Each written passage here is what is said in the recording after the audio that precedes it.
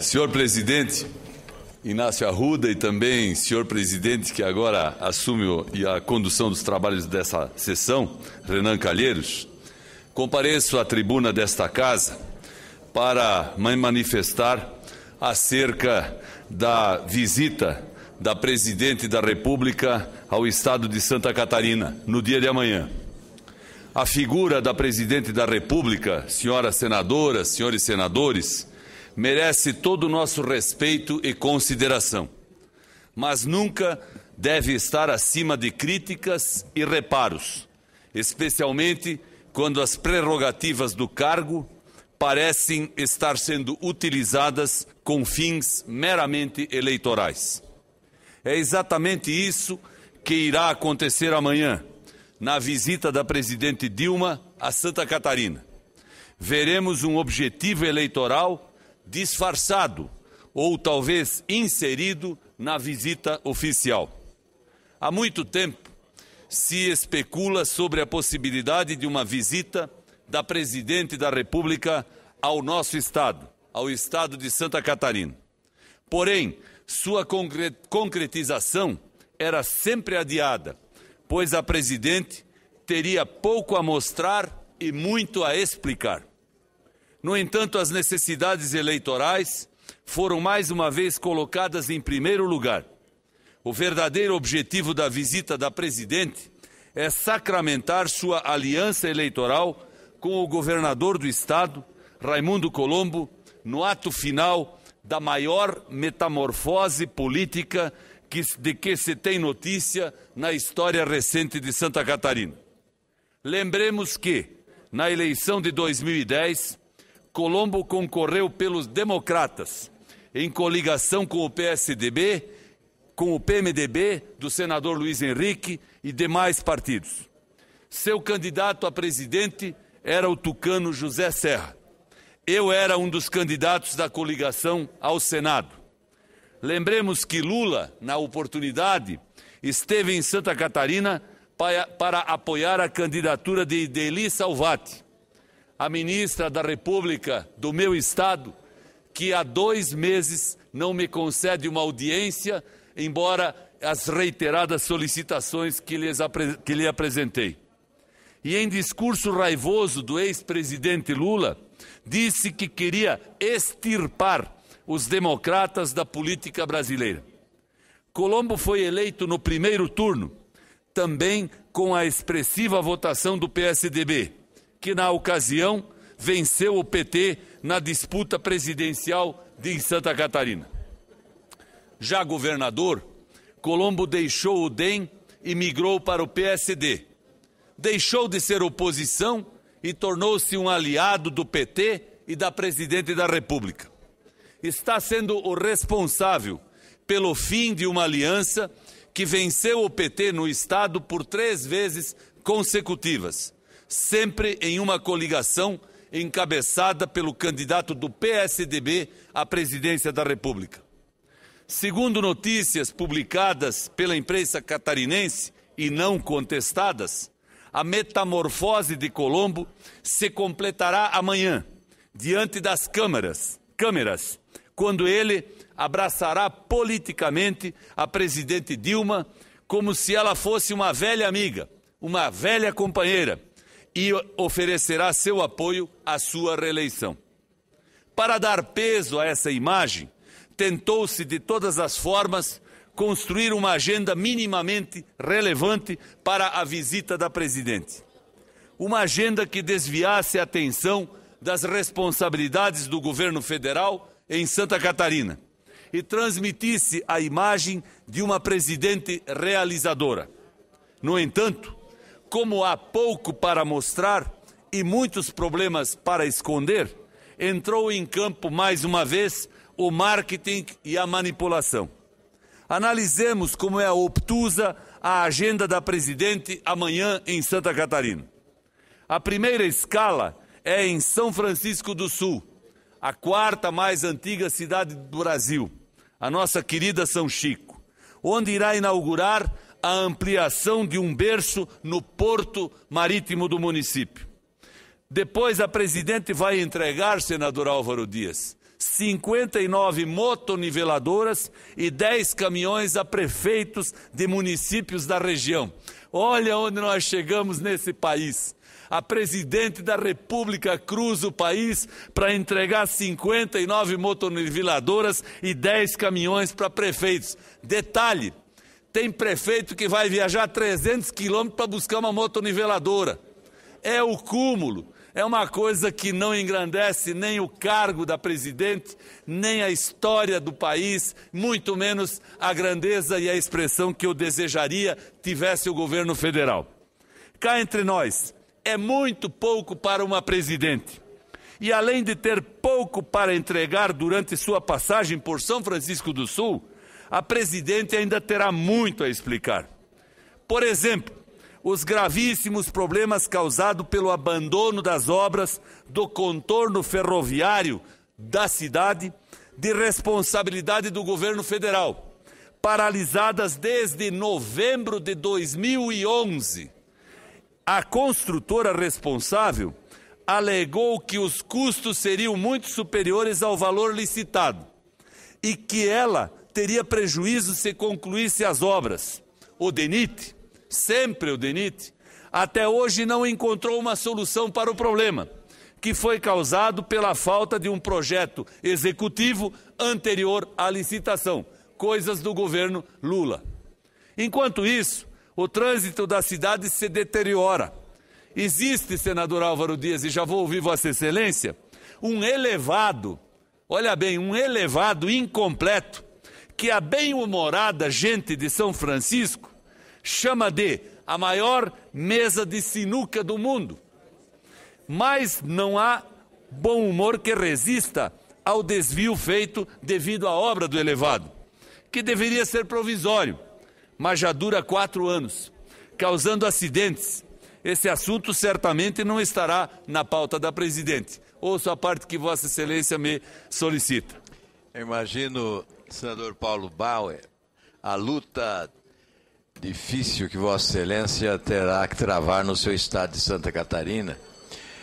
Veja, a presidente, como disse Vossa Excelência, cruza o Brasil distribuindo motos, máquinas, como se fosse uma grande realização do seu governo. Na ausência de obras importantes, a presidente se satisfaz com esses eventos, que tenta transformar em eventos espetaculosos. Eu não sei, não posso ser irresponsável para fazer uma afirmativa tão séria. Mas certamente em muitas viagens, a presidente gasta mais com a viagem do que com a aquisição do maquinário. Esse é um programa antigo. Eu me lembro, eu era governador há mais de 20 anos. O Banco do Brasil celebrava convênios com os municípios para a distribuição dessas máquinas. Isso se fazia como rotina, sem nenhuma espetaculosidade. Mas agora, na véspera da eleição, sem ter o que inaugurar de grandioso, a presidente reduz o status da sua função à insignificância para sair por aí como candidata numa vilegiatura eleitoreira, buscando apoiamento político de prefeitos, numa barganha incrível.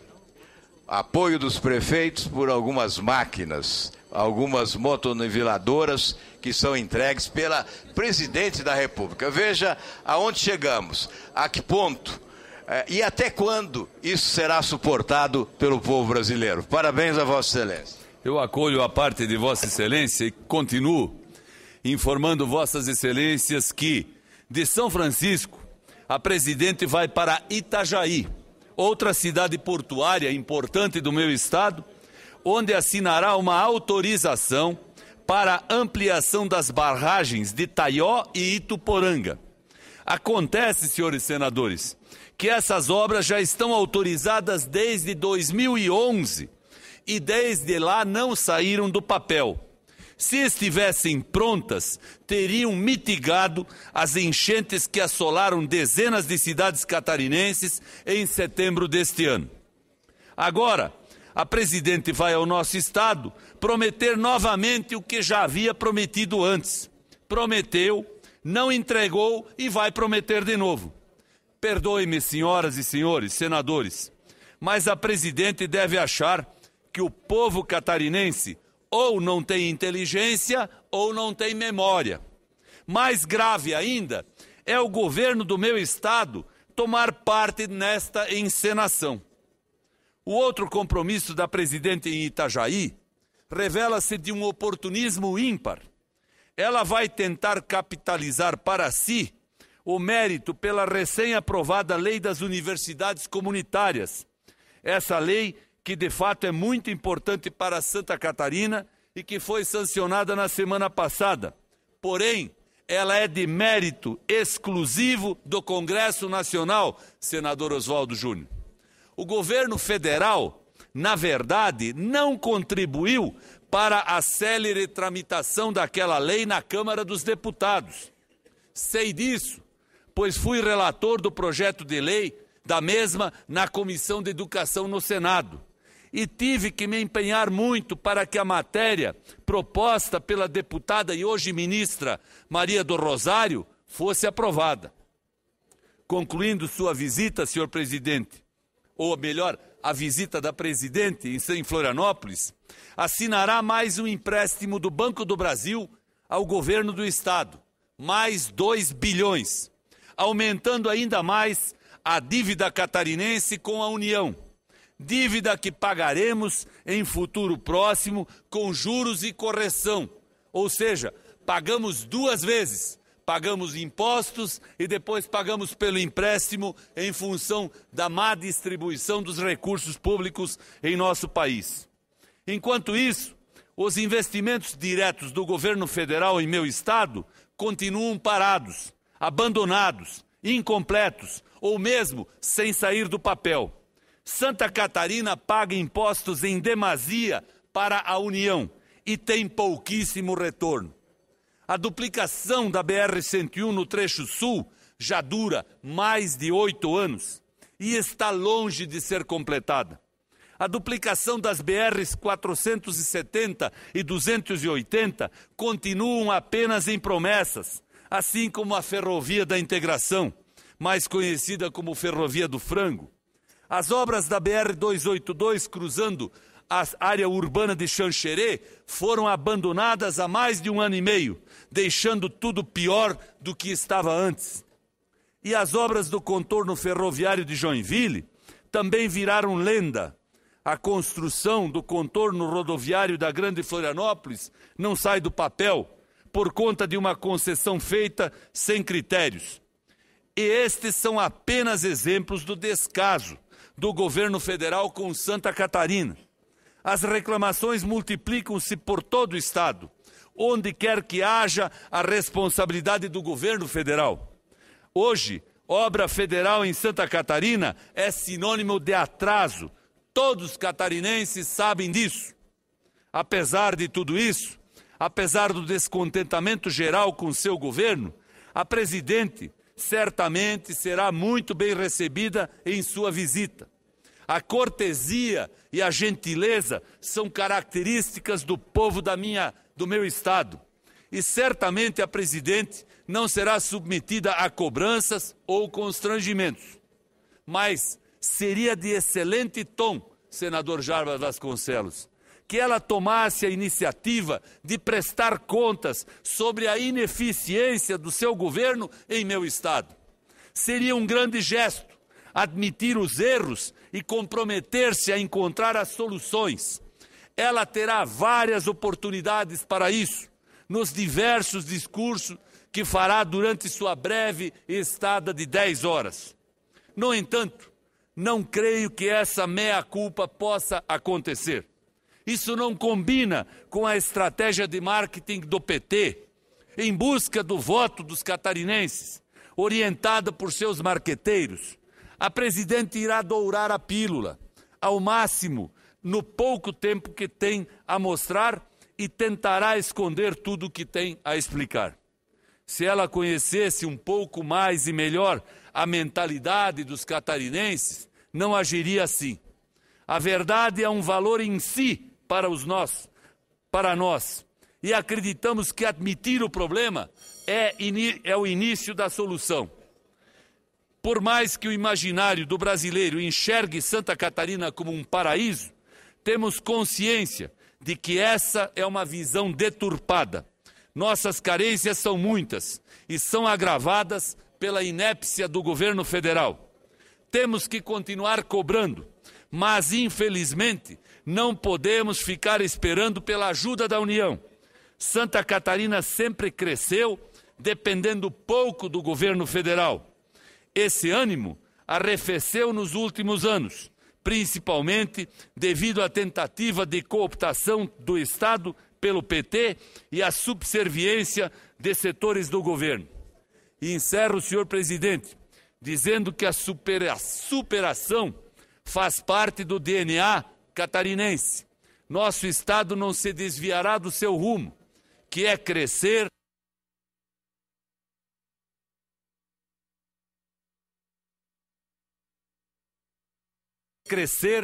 prosperar e contribuir para o sucesso de todo o Brasil.